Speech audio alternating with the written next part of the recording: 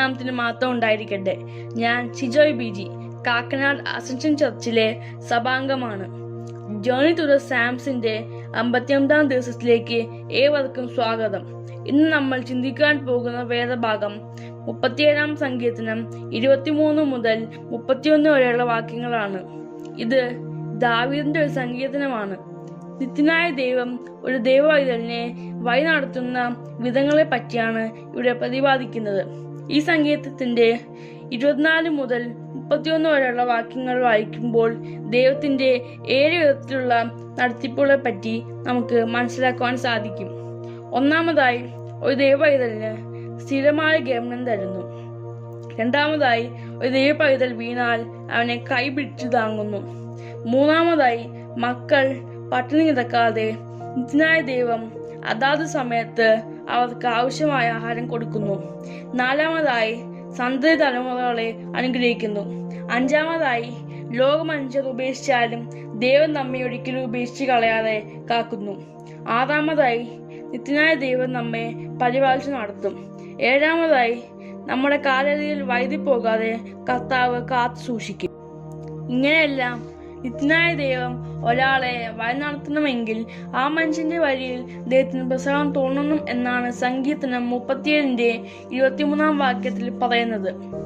കർത്താവും രക്ഷിതാവുമായ യേശുക്രിസ്തുവിന് നമ്മുടെ ജീവിതത്തിൽ പ്രസാദം തോന്നുന്നില്ല എങ്കിൽ നാം എത്ര പ്രാർത്ഥിച്ചാലും, എത്രയാളും പള്ളിയിൽ പോയാലും, നമ്മുടെ സ്കൂളിൽ പഠിപ്പിച്ചാലും, ആത്മീയ കാര്യങ്ങളോട് ചേർന്ന് പ്രവർത്തിച്ചാലും, ഓരോ ശുശ്രൂഷകൾ ചെയ്താലും, സുവിശേഷ പ്രസംഗങ്ങൾ നടത്തിയാലും, സുവിശേഷ വേളകൾ ചെയ്താലും യേശുക്രിസ്തു നമ്മിൽ ഒരു അനുഗ്രഹവും ചൊരിഞ്ഞു തരില്ല. നമുക്ക് ദൈവിക അനുഗ്രഹങ്ങൾ ദാനമായി ലഭിക്കണമെങ്കിൽ കർത്താവായ യേശുക്രിസ്തു പ്രസാദിക്കുന്ന രീതിയിലുള്ള ജീവിതം നാം നയിക്കണം. നമ്മുടെ ജീവിതത്തിലെ യേശുക്രിസ്തു പ്രസാദിക്കാത്ത കപട ആത്മീയ അഭിനയമെല്ലാം നമുക്ക് ഉപേക്ഷിക്കാം. നമ്മുടെ ജീവിതത്തിലേക്ക് നമുക്കൊന്ന് തിരിഞ്ഞു നോക്കാം. നമ്മുടെ ചിന്തകൾ ദൈവം പ്രസാദിക്കുന്നതാണോ? നമ്മുടെ നോട്ടം ദൈവം പ്രസാദിക്കുന്നതാണോ? നമ്മുടെ സംസാരം ദൈവം പ്രസാദിക്കുന്നതാണോ?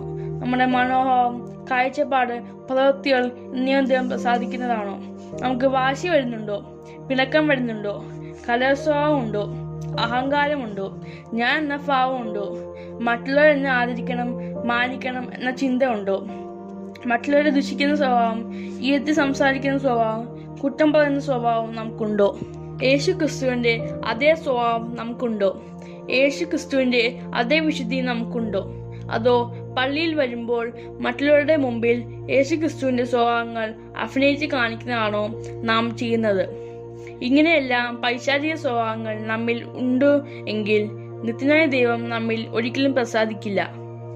നമുക്ക് ദൈവിക അനുഗ്രഹം ധാരാളമായി വേണമെങ്കിൽ, നമുക്ക് നല്ല ഭാവി ലഭിക്കണമെങ്കിൽ, ദൈവം നമ്മെ വഴി നടത്തണമെങ്കിൽ നമ്മുടെ നമ്മിലുള്ള പൈശാചിക സ്വഭാവങ്ങൾ കണ്ടെത്തി എന്നേക്കുമായി ഉപേക്ഷിക്കണം.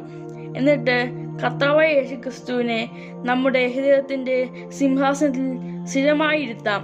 അപ്പോൾ നമ്മുടെ ഹൃദയത്തിൽ ഇരിക്കുന്ന യേശുക്രിസ്തു ദൈവം പ്രസാദിക്കുന്ന രീതിയിലുള്ള ഒരു ജീവിതം നയിക്കാനുള്ള കൃപ നമുക്ക് തരും.